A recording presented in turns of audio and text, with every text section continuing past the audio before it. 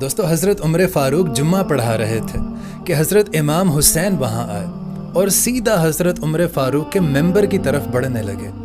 ابھی آپ بچے تھے، چھوٹے تھے۔ حضرت علی نے ممبر کی طرف جاتے ہوئے حضرت امام حسین کو دیکھا تو پیچھے سے پکڑ کر پوچھنے لگے کہ کدھر جا رہے ہو؟ تو حضرت عمر کہنے لگے کہ علی، حسین کو میرے پاس آنے دو، یہ میرا اور حسین کا معاملہ ہے۔ تو حضرت علی نے امام حسین کو جانے دیا۔ امام حسین آئے اور بڑی معصومیت سے کہنے لگے کہ عمر، آپ میرے نانا کے ممبر سے نیچے اترو، یہ ممبر میرے نانا کا ہے۔ تو حضرت علی نے پھر حضرت امام حسین کو پکڑنے کی کوشش کی اور کہنے لگے کہ یہ تم کیا کہہ رہے ہو؟ تو حضرت عمر کہنے لگے کہ علی، یہ میرا اور حسین کا معاملہ ہے، یہ مجھ سے کہہ رہا ہے، اسے کہنے دو۔ آپ قربان جائیے حضرت عمر فاروق پر، امام حسین کہہ رہے ہیں کہ میرے نانا کے ممبر سے نیچے اترو۔ حضرت عمر آرام سے نیچے اترے، چپ کر کے کھڑے ہو گئے۔ تو حضرت امام حسین کہنے لگے کہ جاؤ اپنے نانا کے ممبر پر بیٹھو۔ تو حضرت عمر فاروق کہنے لگے کہ حسین، یار ممبر تو تیرے ہی نانا کا ہے، میرے نانا کا تو کوئی ممبر نہیں۔ تو امام حسین بولے کہ آپ کے نانا کو کوئی ممبر نہیں؟ تو حضرت عمر فاروق رو پڑے اور کہنے لگے میں تو اونٹ چرانے والے کا بیٹا ہوں، میرے نانا کا ممبر کہاں سے آیا؟ تو حضرت امام حسین نے بڑی معصومیت سے کہا کہ آپ کے نانا کا کوئی ممبر نہیں؟ تو عمر فاروق نے کہا کہ نہیں، میرے نانا کا کوئی ممبر نہیں ہے۔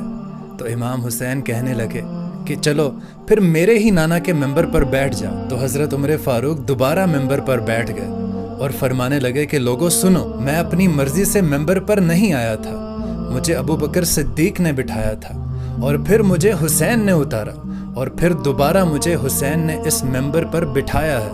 اگر کسی میں جرت ہے تو مجھے ممبر سے اتار کر دکھائے، کسی میں ہے طاقت تو مجھے اتار کے دکھائے۔